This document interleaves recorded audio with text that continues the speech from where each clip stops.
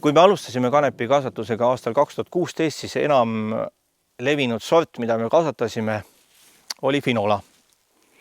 Finolaga oli kõik hästi, et Finola oli sort, mida oli päris mugav koristada, aga Finolaga ilmnes järjest rohkem üks konkreetne probleem. Nimelt THC näit, mida Euroopa Liidus oluliselt kontrollitakse ja kontrollib ka meie Põllumajandusamet ja PRIA.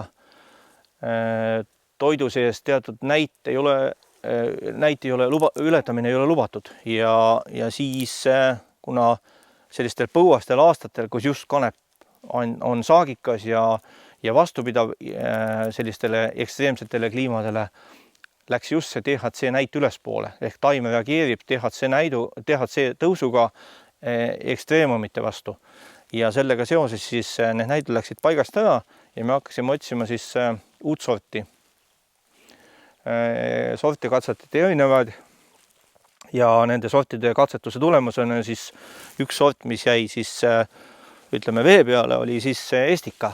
Estika on siis selline sort, mis on suurema biomassiga, suurema sellise nagu tõlviku osaga.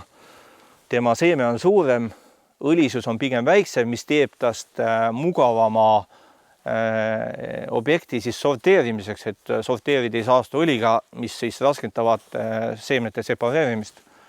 Ja teisalt siis THC näit on väga madal, mis annab võimaluse seda seemet siis tutvustada ka sellistel turgudel, kus see THC näidu määr on väga oluline siis tarbijale.